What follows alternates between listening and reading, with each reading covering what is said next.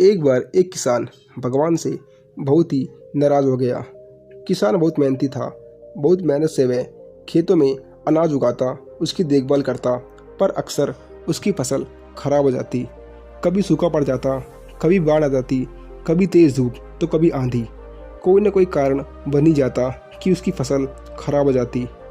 एक दिन वह किसान गुस्से में आसमान की ओर देखकर भगवान से बोला, हे भगवान, आपको लोग सर्वज्ञाता मानते हैं कि आप सब जानते हैं। कहते हैं कि आपकी इच्छा के बिना एक भी पत्ता नहीं हिलता, पर मुझे तो लगता है कि आप छोटी से छोटी बात भी नहीं जानते। आपको तो ये भी नहीं पता कि खेती बाड़ी कैसे करते हैं। अगर आप जानते होते तो हर समय जो बाढ़, आंधी और तूफान आते हैं वह कभी नहीं आते।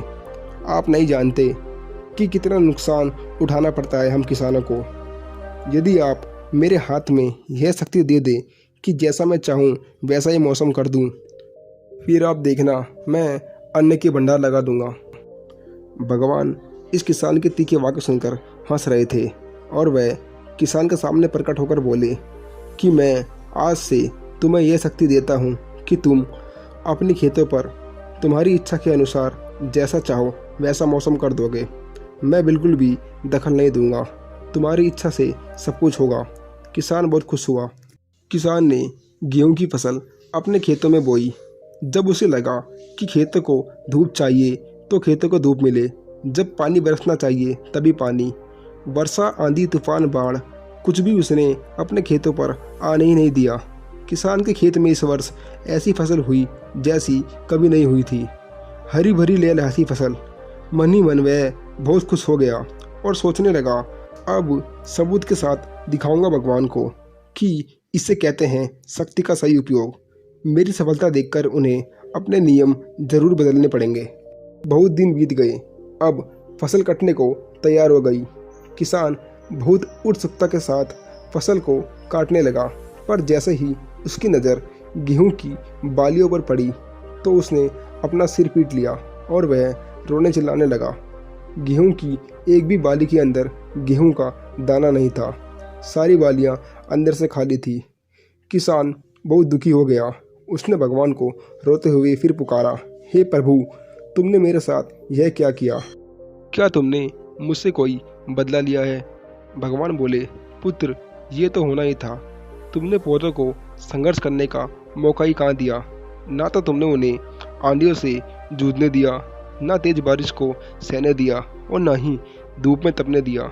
एक भी चुनौती का सामना तुमने उन्हें नहीं करने दिया। इसीलिए सारे पौधे अंदर से खोखले हो गए।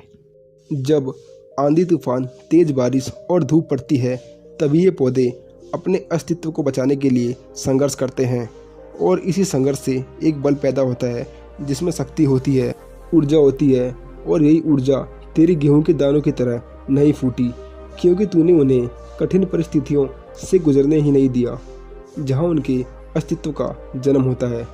सारी बालियां इसलिए खाली हैं, इसमें एक भी गेहूं का दाना नहीं है, क्योंकि तुमने अपने पौधों को संघर्ष कराया ही नहीं। याद रखिए, स्वर्ण में स्वर्णीय आभात तभी आता है जब वह आग में तपने, गलने और हथौड़े से पीटने जैसी संघर्षों से गुजरता है।